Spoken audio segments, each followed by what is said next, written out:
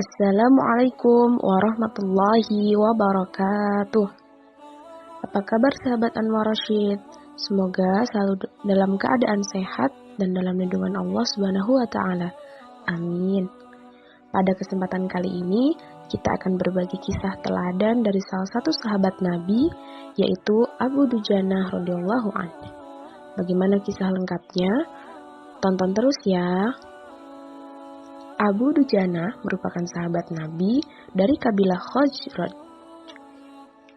Setiap selesai sholat subuh berjamaah bersama baginda Rasulullah, Abu Dujanah selalu terburu-buru untuk pulang tanpa menunggu doa yang dipanjatkan Rasulullah SAW selesai. Pada suatu kesempatan, Nabi Muhammad pun bertanya, "Apakah kamu tidak memiliki permintaan yang perlu kamu sampaikan kepada Allah, wahai Abu Dujanah? Sehingga kau tak pernah menungguku selesai berdoa. Kenapa kamu terburu-buru untuk pulang?" tanya Nabi. Abu Dujanah pun menjawab, "Kami punya satu alasan ya Rasulullah." "Alasan apa itu?" tanya baginda Nabi.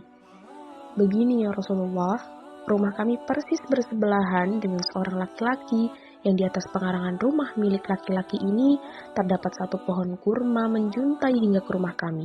Setiap kali angin bertiup di malam hari, kurma-kurma itu berjatuhan di rumah kami. Ya Rasul, kami keluarga yang tidak berpunya. Anakku sering kelaparan, dan saat anak-anak kami bangun, apapun yang didapat, pasti mereka makan. Oleh karena itu, setelah selesai sholat subuh, kami bergegas pulang ke rumah dan mengumpulkan kurma-kurma tersebut, kemudian kami antarkan ke pemiliknya.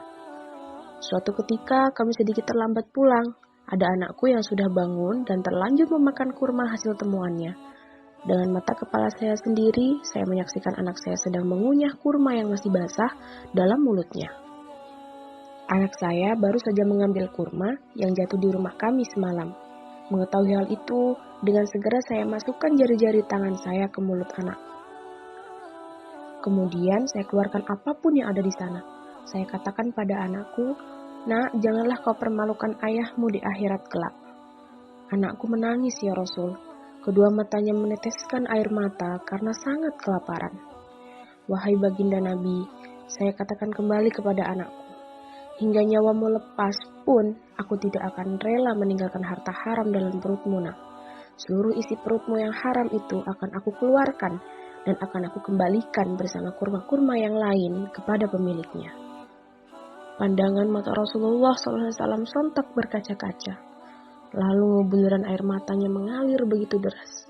Kemudian Nabi Muhammad SAW mencoba mencari tahu pemilik pohon kurma tersebut. Abu Dujanah kembali menjelaskan bahwa pohon kurma tersebut adalah milik seorang laki-laki munafik. Tanpa basa-basi, Rasulullah mengundang pemilik pohon kurma tersebut, kemudian berkata, "Bisakah aku memintamu menjual pohon kurma yang kamu miliki? Aku akan membelinya dengan 10 kali lipat dari pohon kurma itu sendiri. Pohonnya terbuat dari batu zamrud berwarna biru, disirami dengan emas merah, tangkainya dari mutiara putih, dan di situ tersedia bidadari yang cantik jelita sesuai dengan hitungan buah kurma yang ada." Kemudian pria munafik tersebut menjawab dengan tegas, "Saya tidak pernah berdagang dengan sistem jatuh tempo. Saya tidak mau menjual apapun kecuali dengan uang kontan dan tidak pakai janji-janji atau kapan-kapan." Tiba-tiba Abu Bakar As-Siddiq datang lantas berkata, "Ya sudah, aku beli dengan 10 kali lipat milik Pak Fulan yang varietasnya tidak ada di kota ini. Dan lebih bagus jenisnya," ujar Abu Bakar. Si munafik berkata dengan kegirangan, "Baiklah, sudah kujual." Dia akhirnya menyerahkan pohon kurma secara simbolis kepada Abu Bakar, dan seketika itu juga Abu Bakar memberikannya kepada Abu Dujanah. Rasulullah SAW kemudian bersabda, "Hai Abu Bakar, aku yang menanggung gantinya untukmu."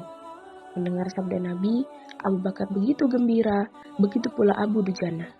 Sedangkan si munafik berlalu dan berjalan menemui istrinya, kemudian mengisahkan kisah yang baru saja terjadi. "Aku telah mendapat untung banyak hari ini. Aku dapat 10 pohon kurma yang lebih bagus. Padahal kurma yang aku jual masih tetap berada di pekarangan rumah ini. Aku tetap yang akan memakannya terlebih dahulu dan buah-buahannya pun tidak akan pernah aku berikan kepada tetangga kita itu sedikit pun." Malam harinya, saat si munafik tertidur dan bangun pagi hari, tiba-tiba pohon kurma yang ia miliki berpindah posisi, berdiri di atas tanah milik Abu Dujanah, dan seolah-olah tak pernah sekalipun tampak pohon kurma tersebut tumbuh di atas tanah milik si munafik. Tempat asal pohon itu rata dengan tanah, dan ia pun keheranan tiada tara. Nah, demikian kisah Abu Dujanah, salah satu sahabat Nabi. Pelajaran yang dapat kita ambil dari kisah Abu Dujanah ini adalah betapa sangat hati-hatinya sahabat Rasulullah dalam menjaga diri dan keluarganya dari makan makanan yang haram.